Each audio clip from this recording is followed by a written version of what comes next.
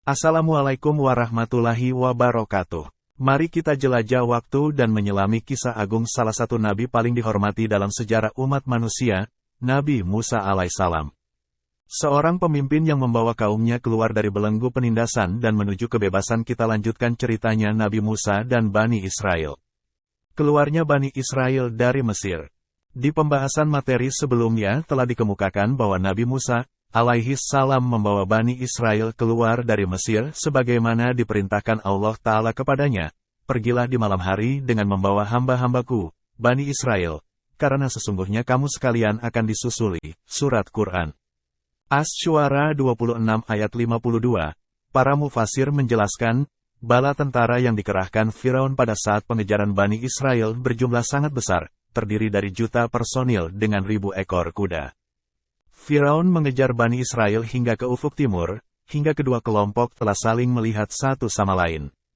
Bani Israel berkata seraya ketakutan, kita pasti tertangkap. Yang demikian itu karena mereka telah berada di tepi laut, tidak ada alternatif jalan yang lain, sementara Firaun dan pasukannya sebentar lagi akan menerjang mereka. Bani Israel diliputi ketakutan yang mencekam.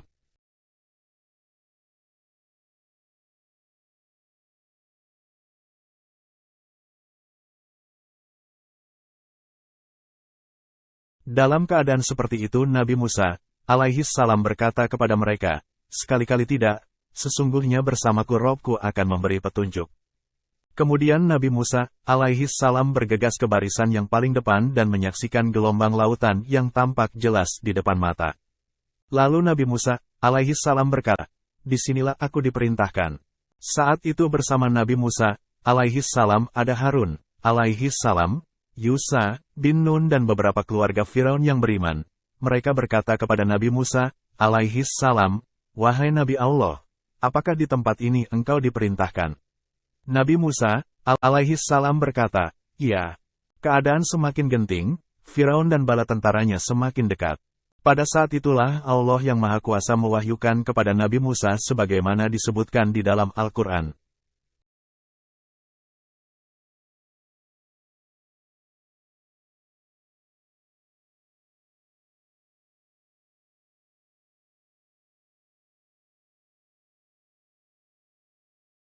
Lalu kami wahyukan kepada Musa, pukullah lautan itu dengan tongkatmu. Maka terbelahlah lautan itu dan tiap-tiap belahan adalah seperti gunung yang besar. Surat Quran. Asy-Syu'ara, surat ke-26 ayat 63.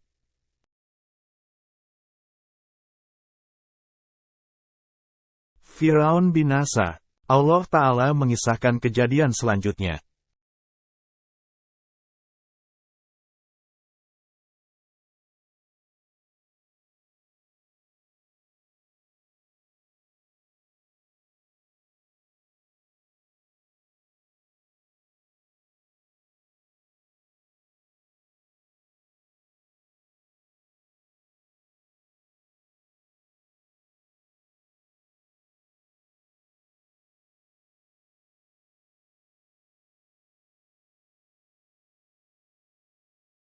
Dan kami memungkinkan Bani Israel melintasi laut, lalu mereka diikuti oleh Firaun dan bala tentaranya, karena hendak menganiaya dan menindas mereka, hingga bila Firaun itu telah hampir tenggelam berkatalah dia, saya percaya bahwa tidak ada Tuhan melainkan Tuhan yang dipercayai oleh Bani Israel, dan saya termasuk orang-orang yang berserah diri kepada Allah. Apakah sekarang baru kamu percaya? Padahal sesungguhnya kamu telah durhaka sejak dahulu, dan kamu termasuk orang-orang yang berbuat kerusakan. Maka pada hari ini kami selamatkan badanmu, supaya kamu dapat menjadi pelajaran bagi orang-orang yang datang sesudahmu dan sesungguhnya kebanyakan dari manusia lengah dari tanda-tanda kekuasaan kami. Surat Quran Yunus, ayat 90-92.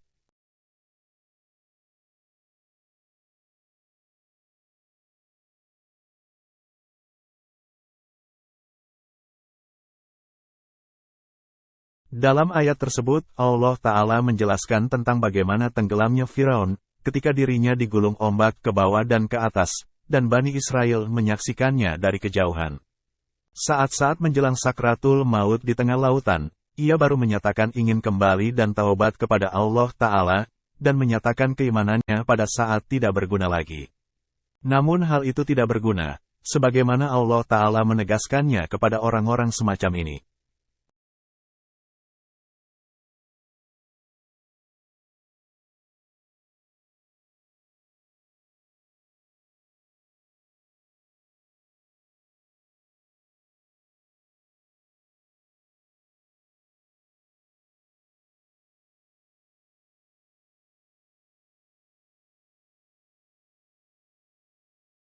Maka tatkala mereka melihat azab kami, mereka berkata, kami beriman hanya kepada Allah saja, dan kami kafir kepada sembahan-sembahan yang telah kami persekutukan dengan Allah. Maka iman mereka tiada berguna bagi mereka tatkala mereka telah melihat siksa kami. Itulah sunnah Allah yang telah berlaku terhadap hamba-hambanya. Dan di waktu itu binasalah orang-orang kafir. Surat Quran Ghafir, ayat 84-85.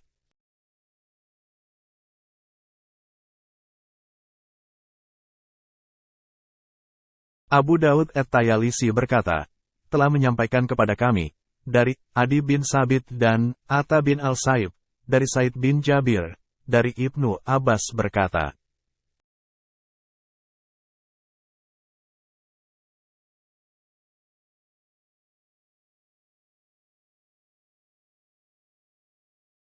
Rasulullah Shallallahu Alaihi Wasallam bersabda, Jibril berkata kepadaku, seandainya engkau melihatku waktu itu bagaimana aku mengambil pasir dari lautan dan menyemburkannya ke mulut Firaun agar tidak mendapatkan rahmat dan kasih sayang, berupa ampunan, red. Allah, Hari, Tirmidzi. Imam Tirmidzi mengatakan, hadits ini hasan, garib dan sahih. Tatkala Firaun menyatakan keimannya dalam keadaan terjepit seperti itu, Allah Ta'ala berfirman, apakah sekarang, baru kamu percaya? Padahal sesungguhnya kamu telah durhaka sejak dahulu, dan kamu termasuk orang-orang yang berbuat kerusakan. Ayat ini menggunakan kalimat bertanya dengan nada pengingkaran, istifham inkari, yang artinya Allah Ta'ala tidak menerima taubatnya. Lagi pula seandainya ia dikembalikan ke dunia seperti sedia kala, pasti ia kembali kepada kelakuannya, sebagaimana Allah Ta'ala berfirman tentang orang-orang kafir.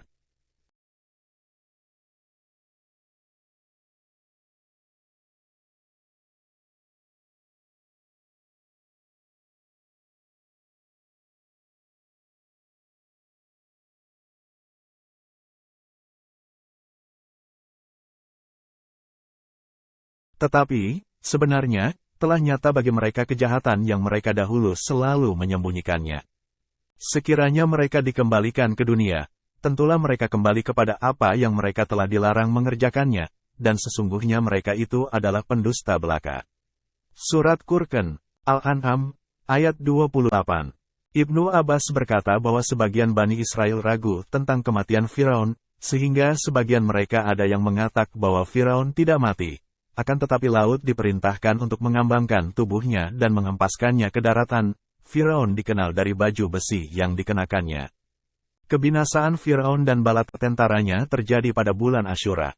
Sebagaimana diriwayatkan oleh Al-Bukhari dan Muslim, dari Ibnu Abbas radhiyallahu anhuma berkata,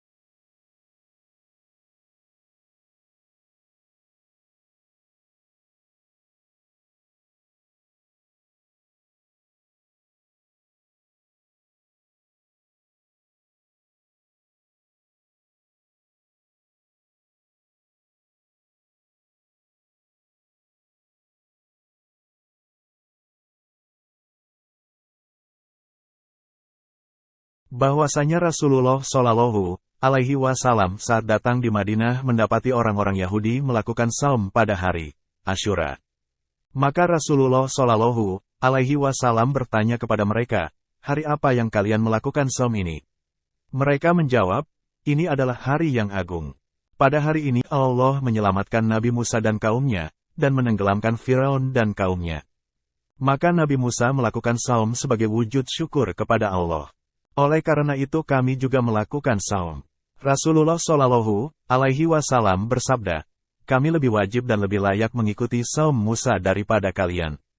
Rasulullah Shallallahu Alaihi Wasallam melakukan saum Asyura dan memerintahkan para sahabat untuk melakukan saum Asyura juga. Hari Bukhari dan Muslim, dengan lafal Muslim.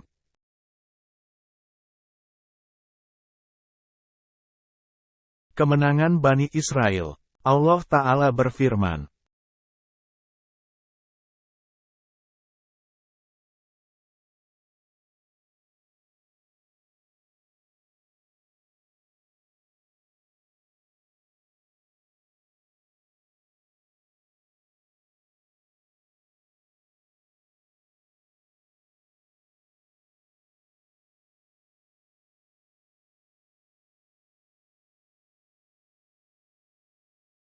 Dan kami pusakakan kepada kaum yang telah ditindas itu, negeri-negeri bahagian timur bumi dan bahagian baratnya yang telah kami beri berkah padanya, dan telah sempurnalah perkataan Tuhanmu yang baik, sebagai janji, untuk Bani Israel disebabkan kesabaran mereka, dan kami hancurkan apa yang telah dibuat Firaun dan kaumnya dan apa yang telah dibangun mereka. Surat Quran Al-A'raf, ayat 137. Limpahan nikmat Allah kepada Bani Israel. Setelah Allah Ta'ala menyelamatkan Bani Israel dari Firaun dan bala tentaranya, mereka berjalan hingga sampai ke pantai timur. Namun mereka tidak mendapatkan air untuk minum mereka dan hewan tunggangan mereka. Lalu mereka mengadu kepada Nabi Musa, alaihi salam dan meminta kepadanya agar Allah Ta'ala memberi mereka air. Kemudian Allah Ta'ala memerintahkan kepada Nabi Musa, alaihi salam, agar memukulkan tongkatnya ke sebuah batu. Maka keluarlah 12 mata air, sehingga masing-masing kabilah Bani Israel mendapat satu mata air yang mengalir. Kemudian mereka meneruskan perjalanan, sementara matahari menyengat tubuh mereka. Lalu mereka mengadu kembali kepada Nabi Musa, alaihi salam. Lalu Allah mengirim mereka awan tebal yang menaungi mereka dari sengatan matahari yang membakar kulit mereka.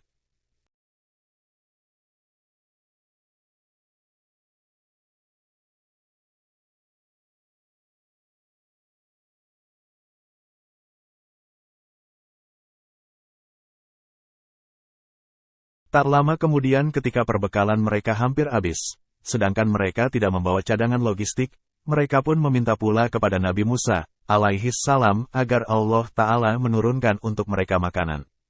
Maka Allah Ta'ala pun menurunkan dua jenis makanan yaitu mana dan salwa. Mana adalah jenis makanan yang turun dari langit rasanya manis seperti madu, dan salwa adalah sejenis burung puyuh yang jumlahnya sangat banyak hampir menutupi permukaan tanah mereka. Kisah perjalanan Bani Israel ini dikemukakan di dalam Al-Quran.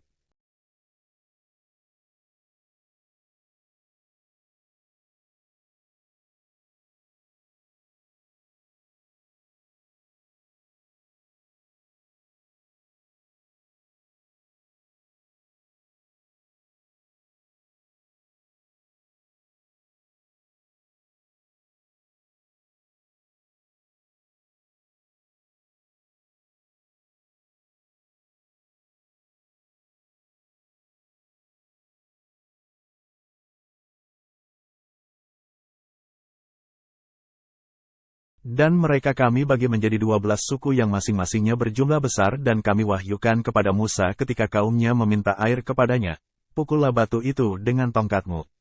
Maka memancarlah daripadanya 12 mata air. Sesungguhnya tiap-tiap suku mengetahui tempat minum masing-masing, dan kami naungkan awan di atas mereka dan kami turunkan kepada mereka mana dan salwa. Kami berfirman, makanlah yang baik-baik dari apa yang telah kami rezekikan kepadamu. Kami tidak menganiaya mereka, tapi merekalah yang selalu menganiaya dirinya sendiri. Surat Quran Al-A'raf, ayat 160.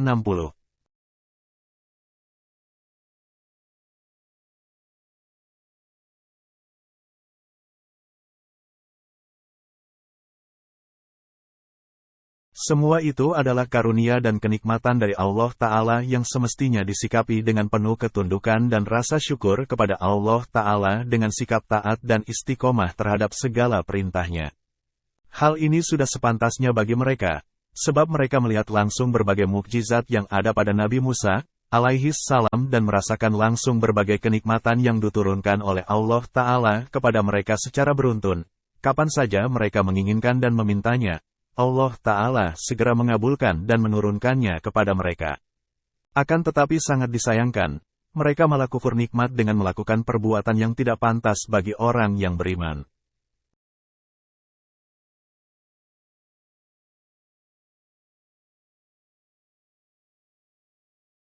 Kemaksiatan pertama Bani Israel. Di perjalanan mereka melihat satu kaum menyembah berhala.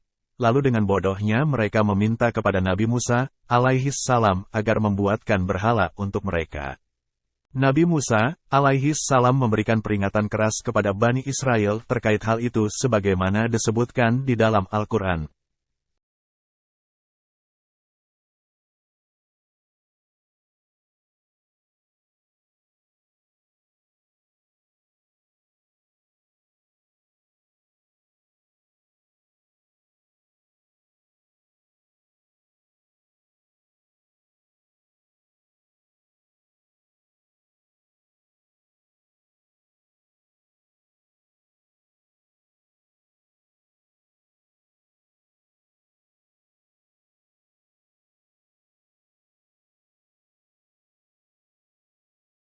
Dan kami seberangkan Bani Israel ke seberang lautan itu.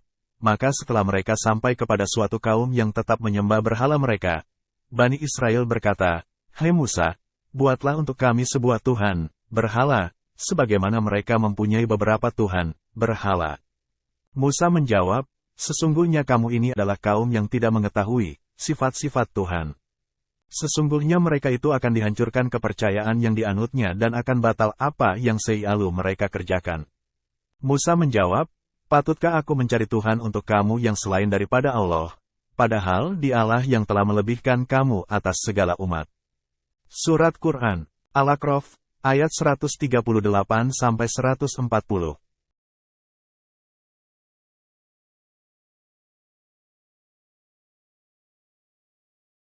Nabi Musa pergi meninggalkan Bani Israel ke seberang lautan itu. Dengan Allah. Maka setelah mereka sampai kepada suatu kaum yang kepada menyembah berhala mereka, alaihi salam, Bani Israel mendaki sebuah bukit dan berdiam di sana selama 30 malam. Tuhan. Setelah selesai 30 malam, Allah mereka mempunyai beberapa memberikan kepadanya lempengan batu tulis dan mencatatkan untuknya di atas lempengan tersebut beberapa wasiat yang ditujukan kepada Bani Israel agar berpegang teguh kepada wasiat dihancurkan kepercayaan yang dianutnya dan akan batal apa yang selalu mereka kerjakan. Menyebutkan bahwa Musa Nabi Musa, alaihi salam, menjanjikan kepada Bani Israel saat mereka berada di Mesir, Dialah yang telah melebihkan binasakan atas segala umat. Allah akan mendatangkan untuk mereka catatan peringatan dan wasiat yang harus mereka jalankan. 140. Tatkala hal itu terjadi, Musa, alaihi salam, memenuhi janjinya.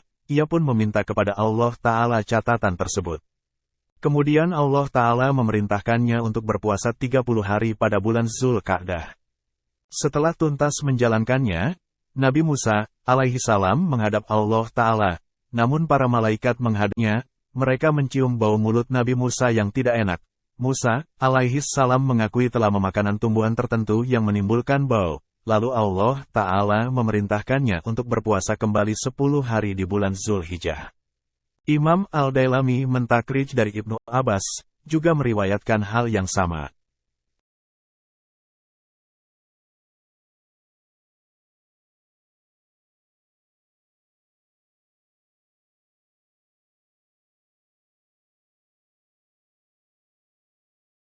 Setelah Nabi Musa, alaihi salam, tuntas berpuasa 40 hari, ia bergegas berbicara kepada Rabb-Nya agar diperbolehkan melihatnya. Akan tetapi Allah Ta'ala menegaskan bahwa ia tak akan dapat melihatnya.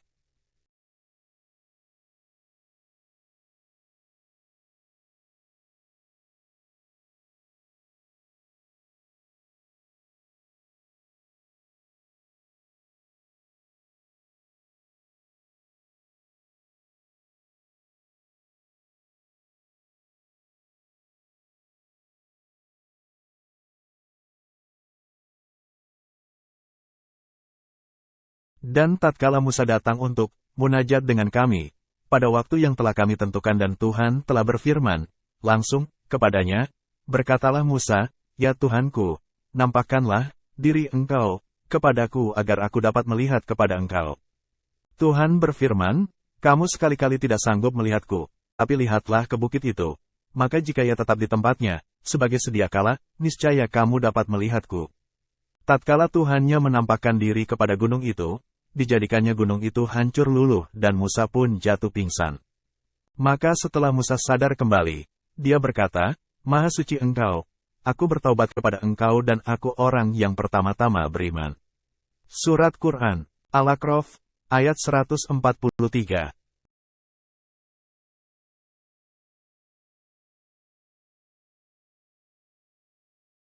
Para mufassirin ada yang mengartikan yang nampak oleh gunung itu ialah kebesaran dan kekuasaan Allah, dan ada pula yang menafsirkan bahwa yang nampak itu hanyalah cahaya Allah.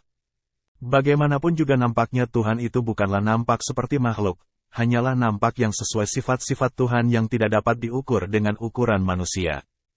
Hal ini menjadi bahan diskusi yang luas antara Ahlus Sunnah yang memungkinkan melihat Allah Ta'ala dan Mu'tazilah yang menentangnya. Akan tetapi hal itu tidak akan dibahas di sini.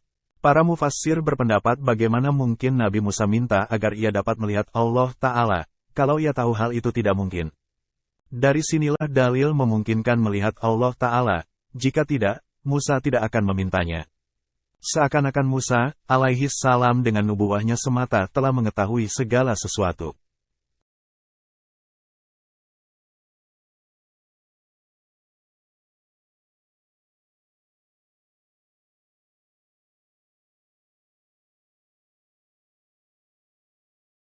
Maksiat Bani Israel kedua, penyembahan anak sapi. Bani Israel sebenarnya telah lama menyembah berhala sejak tinggal di Mesir. Ketika mereka beriman kepada Nabi Musa, alaihi salam, mereka tidak memiliki wawasan yang memadai untuk membentengi mereka dari nilai-nilai Firaun yang musyrik. Dahulu mereka di Mesir memuja sapi dan mengabadikannya pada lukisan-lukisan di dinding-dinding rumah mereka. Dari sini para ulama berpendapat, termasuk bid'ah yang tidak disukai adalah menggambar masjid dan mengukir mihrab, karena hal itu tidak ada pada masa Rasulullah Shallallahu Alaihi Wasallam. Umar bin Khattab radhiyallahu anhu berkata kepada tukang bangunan masjid, buatlah bangunan yang dapat melindungi manusia dari hujan, jangan engkau merahkan atau kuningkan. Adalah seorang tokoh Bani Israel yang bernama Samiri. Saat Nabi Musa alaihi salam menghadap Rabb-nya di Bukit Tursina, Samiri memperkenalkan sesembahan baru anak sapi kepada kaumnya seraya berkata, inilah Tuhan kalian dan Tuhannya Nabi Musa.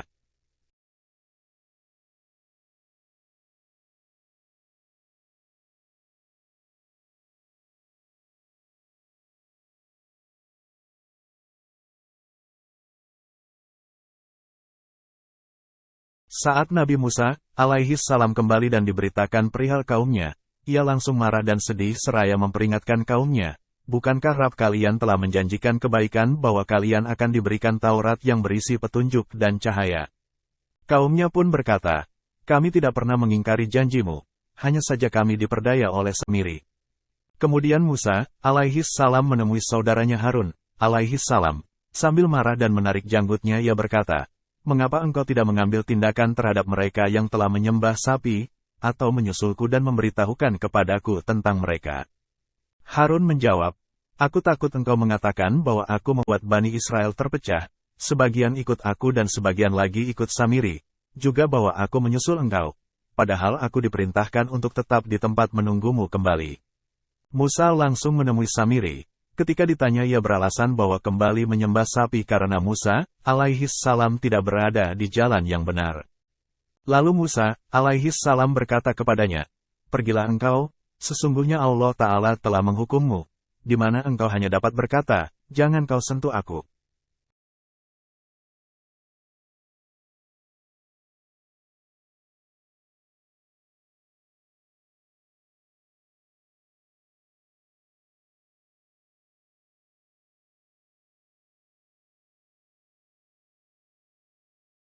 Akhirnya Samiri merasa tertekan ketika Musa berkata kepada kaumnya, ia selalu mengatakan seperti itu, kamu telah menganiaya diri ada seorang pun yang kamu telah menjadikan anak lembu. Simaklah kisah ini dalam surat Bertobatlah kepada Tuhan ayat yang menjadikan kamu dan bunuh 97.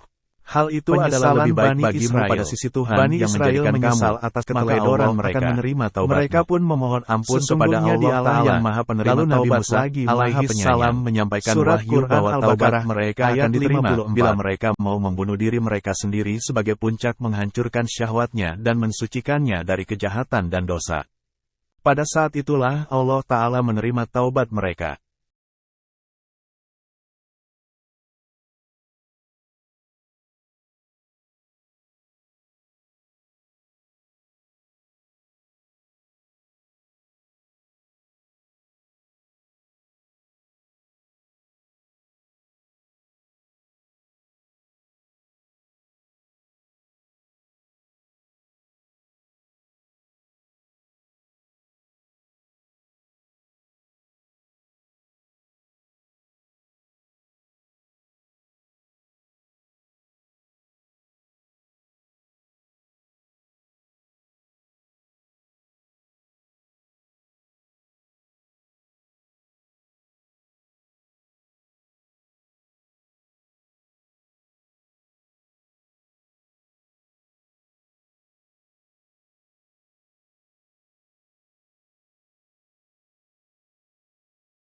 Allah Ta'ala mengisahkan keengganan Bani Israel di ayat-ayat selanjutnya.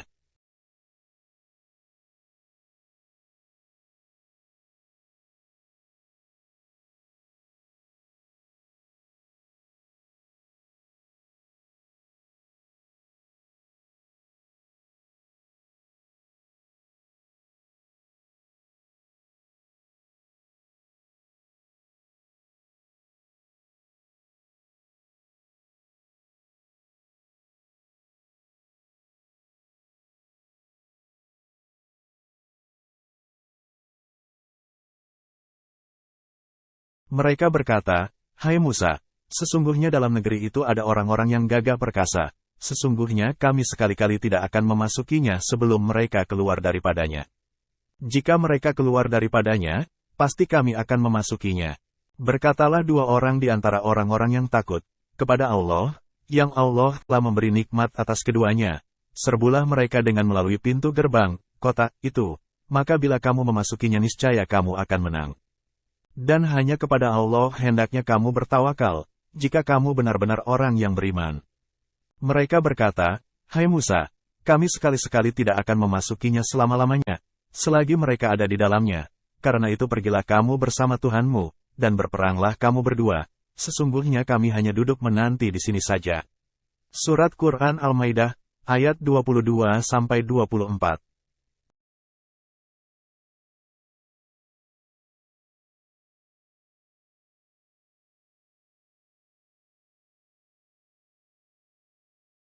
Demikianlah, sekian lama Nabi Musa, alaihi salam menyeru Bani Israel dan memperbaiki akhlak serta kelakuan mereka. Ternyata hanya seperti itu tanggapannya. Nabi Musa, alaihi salam hanya dapat mengadu kepada Allah Ta'ala seraya berkata,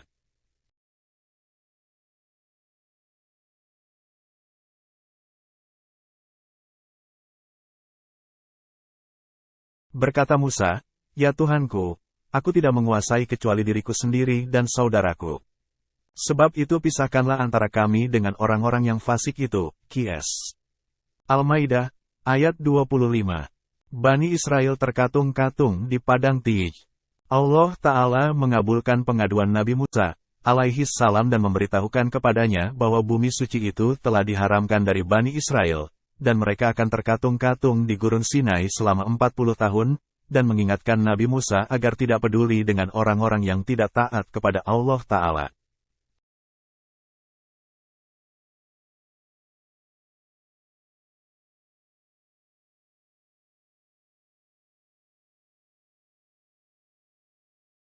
Allah berfirman, "Jika demikian, maka sesungguhnya negeri itu diharamkan atas mereka selama 40 tahun, selama itu, mereka akan berputar-putar kebingungan di bumi, padang Tij, itu. Maka janganlah kamu bersedih hati, memikirkan nasib orang-orang yang fasik itu." Qs. Al-Maidah, ayat 26.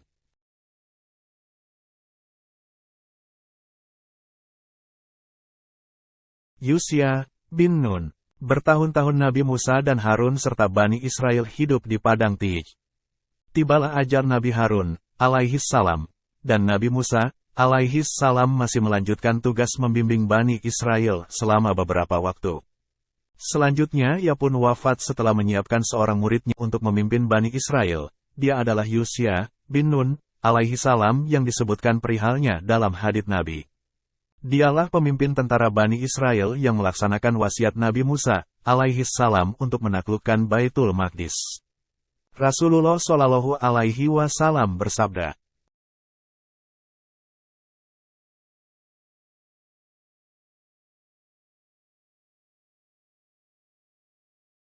"Sesungguhnya matahari tak pernah ditahan untuk seorang manusia pun, selain untuk Nabi Yusya, di hari beliau melakukan perjalanan menuju Baitul Maqdis." Hari Ahmad dalam Al-Musnad 2/325 dari Abu Hurairah.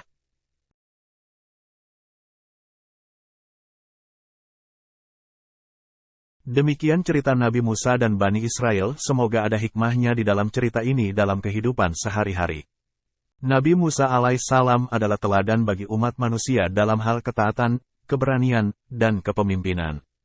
Ia mengajarkan kita untuk selalu berserah diri kepada Allah Subhanahu wa Ta'ala, menjunjung tinggi kebenaran, dan membela kaum yang tertindas.